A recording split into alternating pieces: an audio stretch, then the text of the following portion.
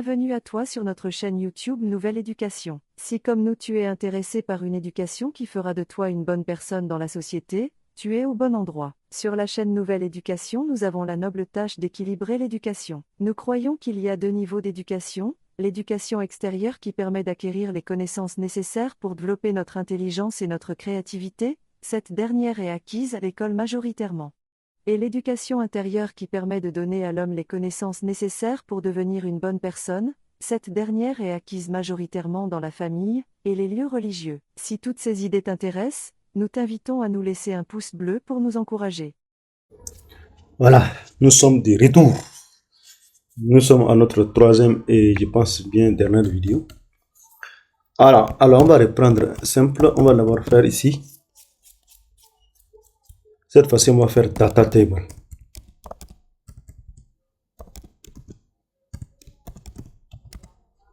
Maintenant, pour faire data table, il faudrait qu'on ait beaucoup de choses. Je vais profiter pour vous montrer aussi les... pour vous montrer comment on appelle faker. Qu'est-ce qu'on appelle faker?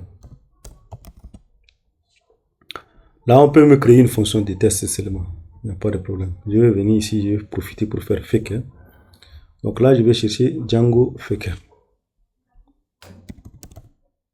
Vous allez voir ce qu'on appelle faker. Ça, c'est juste pour vous permettre d'avoir beaucoup de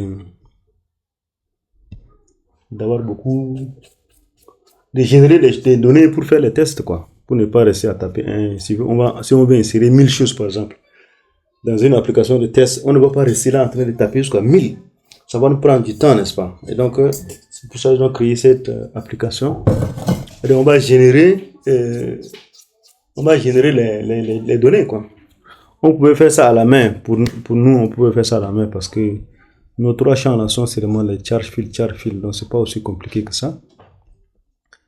Je vais fermer cette partie. Je vais venir fermer. Hein, donc, ne vous en faites pas. Je vais les modifier après.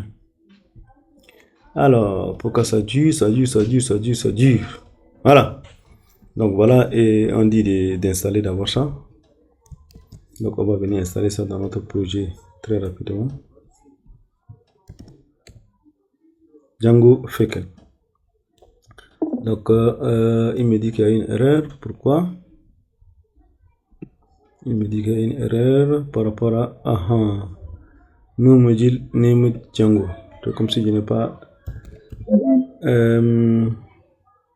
ici dans quel dossier? B client pip freeze. J'ai Django. Comment il dit qu'il n'y a pas Django? J'ai fait pass maintenant. J'ai fait Django Faker. Pourquoi il dit qu'il n'a pas trouvé Django? Et ça, c'est un problème de version, ça. Bon, je vais essayer de chercher une de ces anciennes versions. Je vais mettre un truc comme ça. Il va m'afficher les versions qui existent. Il dit la version 0.1. C'est ça qui existe. Si j'installe la version 0.1, ça ne marche pas aussi. Si je mets comme ça 0.0, il dit il n'y a pas 0.1, il y a 0.1 et il y a 0.2. Bon, c'est parce que j'utilise la dernière version de Django, mais c'est pas grave, on va tester nous-mêmes. On va créer un truc simple ici. Sinon, c'est ça. Si vous voulez tester, là, vous ajoutez Django Faker, vous ajoutez ça. Et là, vous pouvez créer des choses, quoi. Par exemple, vous pouvez ajouter 1000, 10 000, 30 000, ce que vous voulez. Nous, on va faire un autre truc rapidement. Dans View, là, je vais créer une fonction seulement. Je dis ici, def, je vais l'appeler test faker underscore data. Comme ça. Et ça va prendre un request. Pardon. Toutes les méthodes prennent un request. Ça va prendre aussi, on va dire, un compteur. C'est-à-dire combien on veut insérer, quoi. Donc là, je vais dire ici for range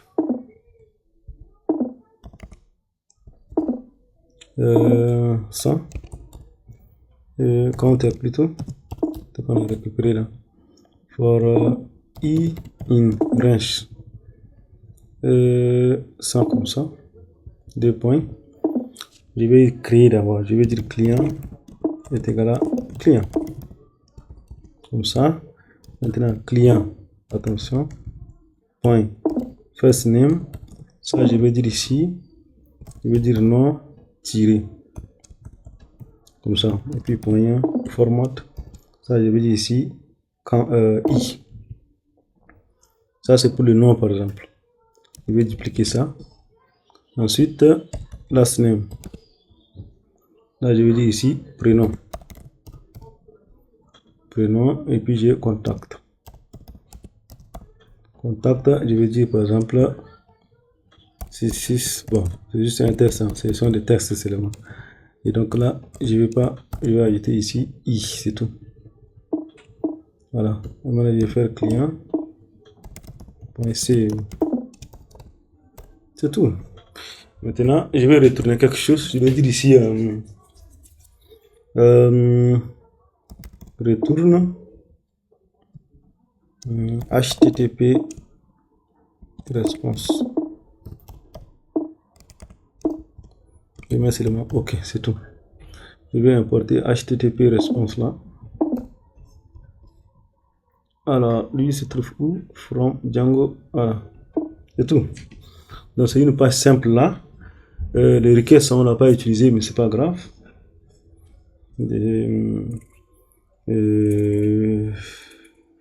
Donc, je reviens ici dans URL. Je vais ajouter quelque chose.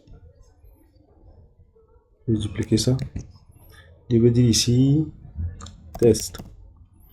Et je vais passer au lieu de pk, moi je l'ai appelé count.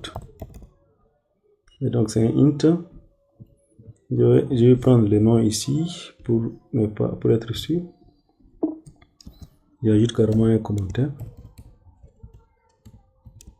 Insérer les données Freecast.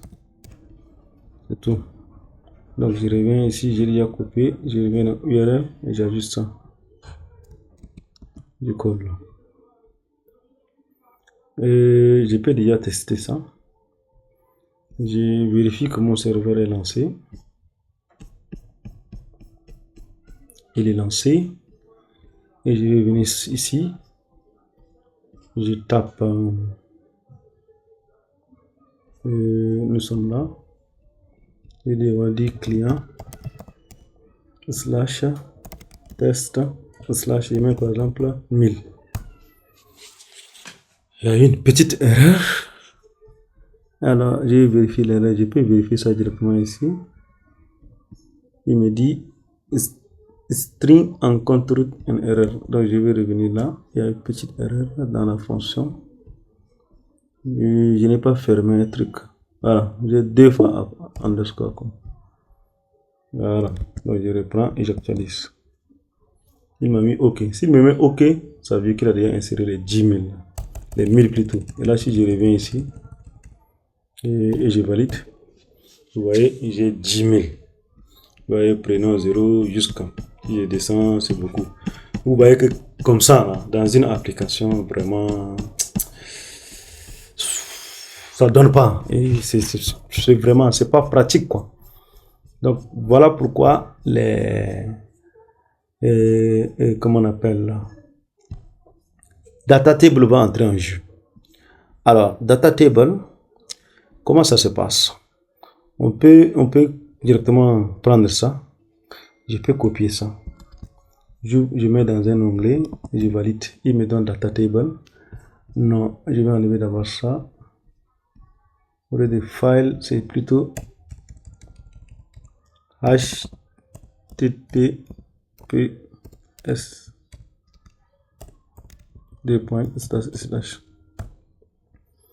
Donc là, il va me donner le CSS. Je vais enregistrer. Est-ce que je vais voir s'il y a il y a sans le min. Merci. J'ai enregistré ça. Si je suis en local, j'aime les trucs qui n'ont pas de min. Je vais prendre ça. Data table. Point data table. Moi, je vais mettre seulement data table comme ça. Data table. Data table.js. J'enregistre. Je vais voir le JS. Est-ce qu'il est là? JS. Pardon. JS. Ici aussi, JS. Parfait. Le JS aussi est là. Je vais l'appeler seulement data table comme ça et je le mets dans JS. Ça marche. Maintenant, je vais d'abord l'inclure. Je vais venir dans la page, pardon, je suis dans jQuery, JS, je vais dans mon base, je vais l'ajouter ici. Je vais aussi l'ajouter là. Bon, je vais d'abord commencer par ici. Je le mets en haut, data table avec S. Ici aussi, data table avec S. Donc je teste d'abord au niveau de la vue. Est-ce que je trouve mes deux éléments? Je fais ici view.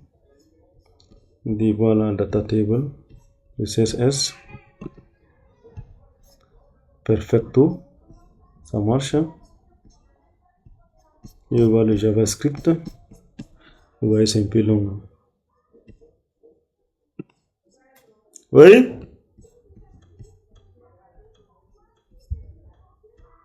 Ça marche. Voilà. Donc, il nous reste maintenant à exploiter ça. Comment ils ont utilisé? Ils ont seulement dit ça. Let. Ça, c'est la façon la plus simple. Donc, je viens dans la partie JavaScript. Ça, je vais mettre directement ici, vous allez voir. Je ne vais pas faire appel, voilà. Je vais mettre ça juste en bas ici. Je vais mettre en haut, plutôt, en bas, ça peut aller. Je vais mettre un script.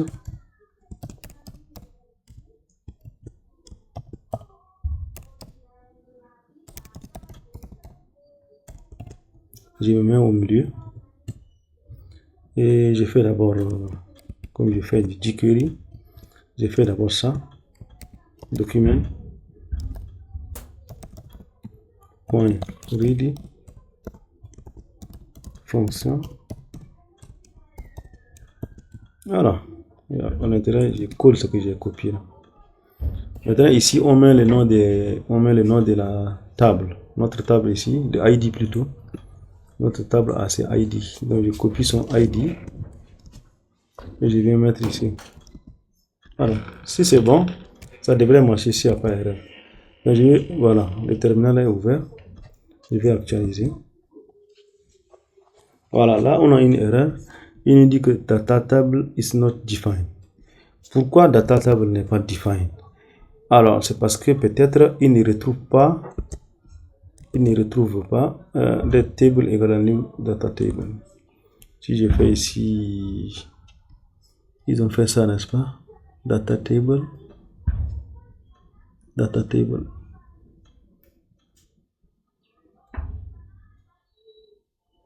Ici, ils ont fait ça. Attends, je vais voir ici. Le full là.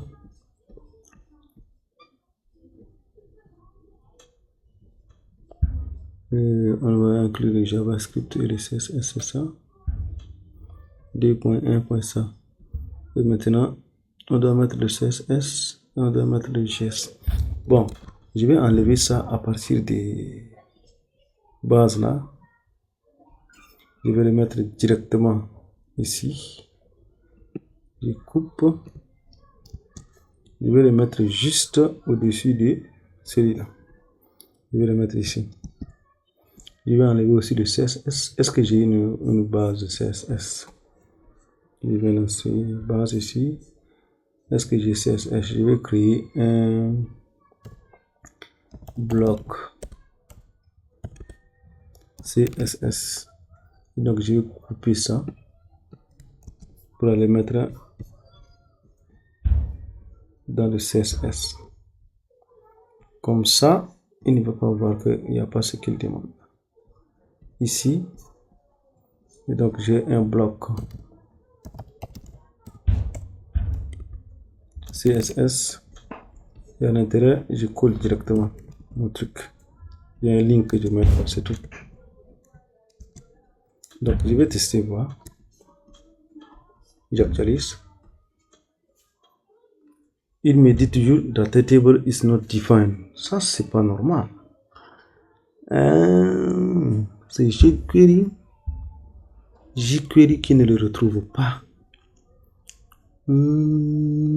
Attendez. Je vais enlever cette histoire de jQuery là. J'enlève ça. J'enlève aussi ça. Comme ça. J'actualise. Voilà. Il dit toujours data table is not defined. Si je valide, il me dit data table is not defined. White. Je vais vérifier directement dans le code est-ce qu'il y a data table ou pas. Je vais ouvrir ça. Pourquoi ça dure quand je fais ça? C'est beaucoup quoi. Voilà, j'ai fait CTRL F. Data table. Il y en a non? Je vais venir dans le JavaScript.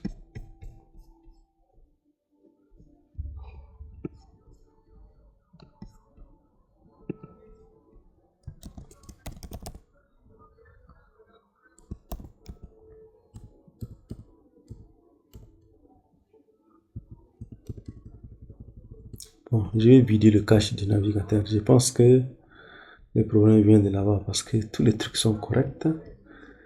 Alors, nettoyez-moi tout ça. All time. Maintenant, relancer. Toujours erreur.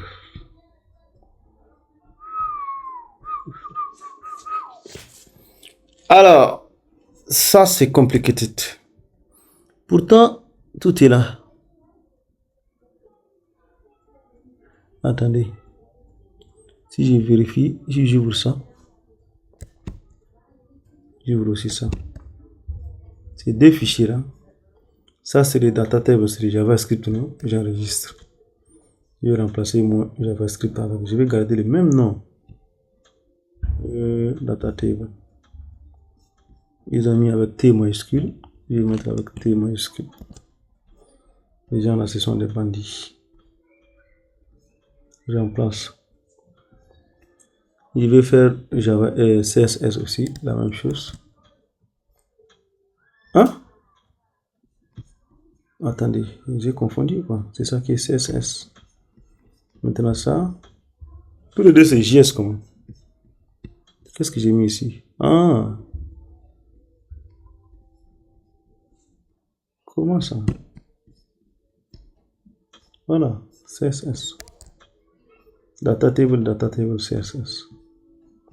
Je vais voir avec ça. Donc, B client, script, CSS. Je vais enlever. Il y a un JS qui est dans CSS. Attends, je suis en train d'enregistrer les choses là-haut. Voilà.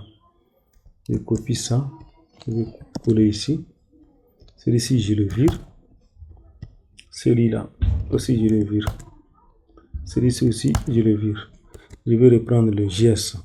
J'enregistre datatable.js. Datatable.js. C'est ça que je vais travailler avec vous. Donc, si je viens ici, je prends carrément le nom. CSS. Je vais copier ça. Donc, je reviens ici. Dans mon code, je vais ici d'avoir le CSS. Je colle ça. Et le nom que j'ai donné. Et le JS. Je copie. Et je colle ça.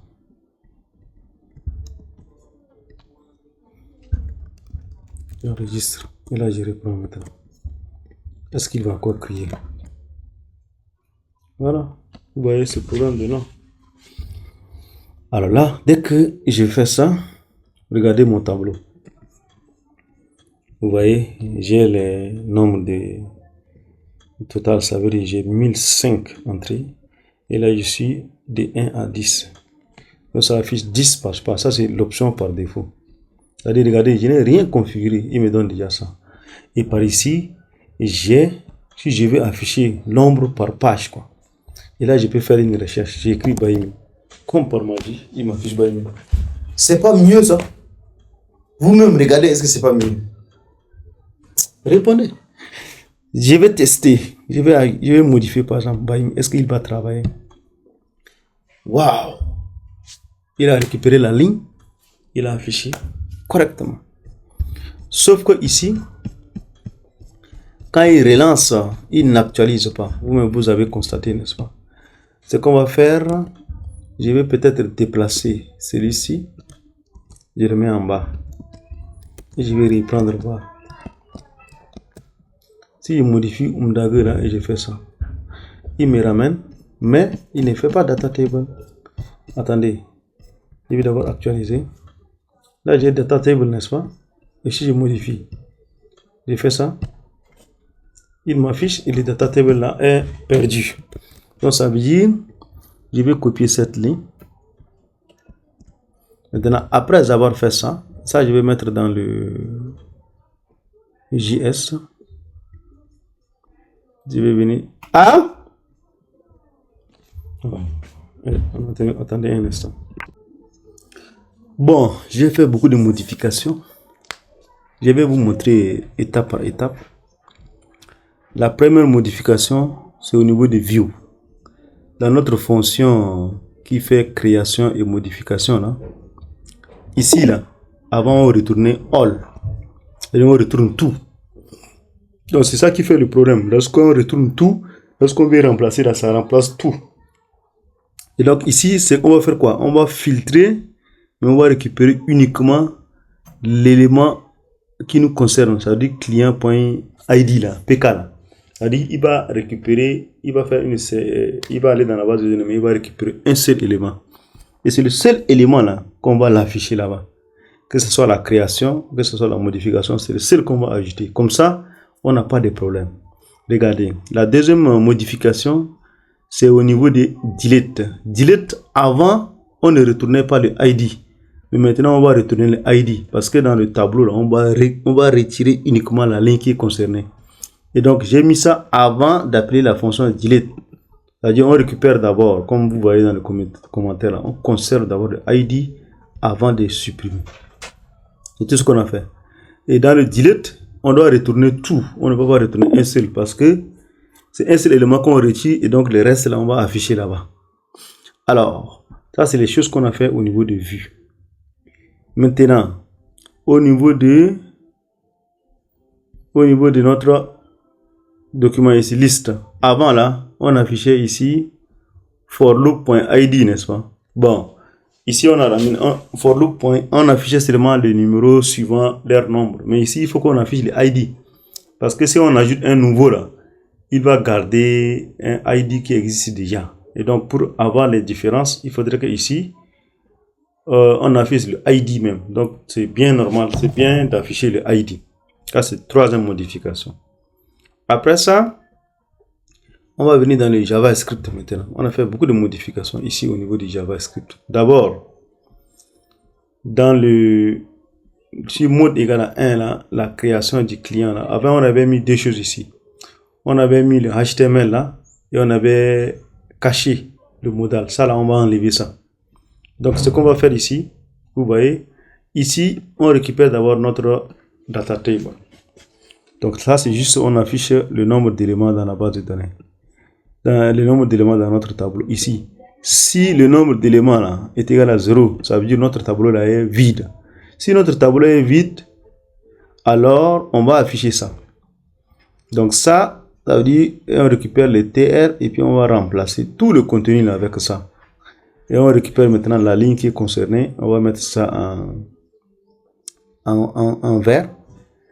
Et ici 15 minutes plus tard, 15 secondes plus tard, on va mettre ça en l'autre. Bon, 15 secondes là c'est trop. On va mettre seulement. Bon, ça fait ici à la création ça va durer, mais c'est l'autre que ça va pas durer. Maintenant, lorsqu'il y a modification, je vais ajouter ici. Non, pas modification. Ici, on a dit le tableau est vide. Ici, là, tableau n'est pas vide.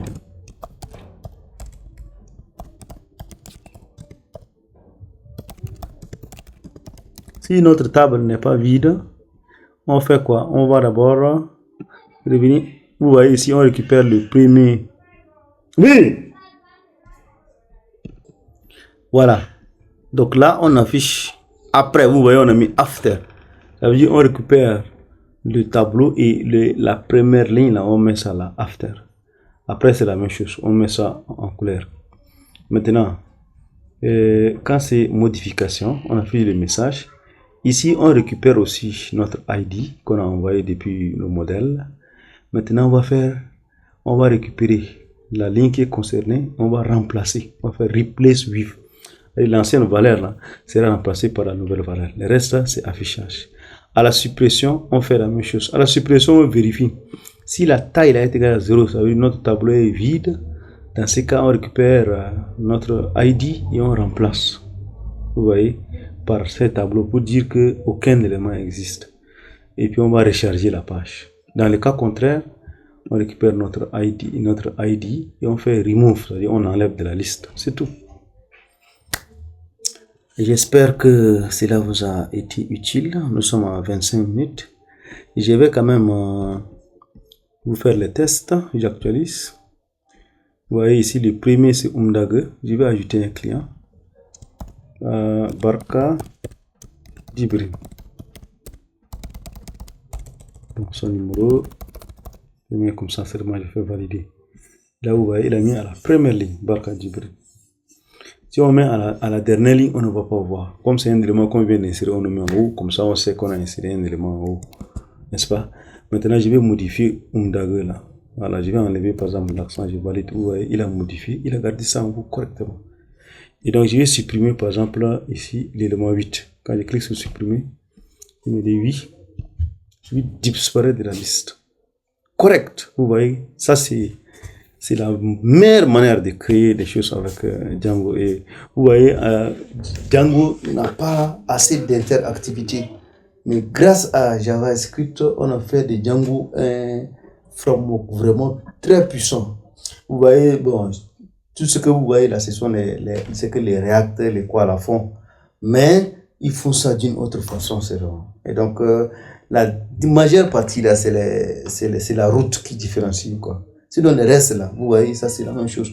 On vient sur une page, tout ce qui concerne l'entité qui est pour cette page, on n'a pas besoin de recharger une autre page, quoi que ce soit. Ça se passe sur la même page. C'est ce qu'on appelle les SPA, Single Page Application. Ça veut dire une application sur une page simple. Voilà. Si vous avez des questions, n'hésitez pas à mettre dans les commentaires. Je vais vous mettre les fichiers si vous en avez besoin, il n'y a pas de souci. Mais je vous conseille de faire. Si vous êtes bloqué, vous me faites signe et je vais vous répondre. Merci et surtout, bon travail à tout le monde.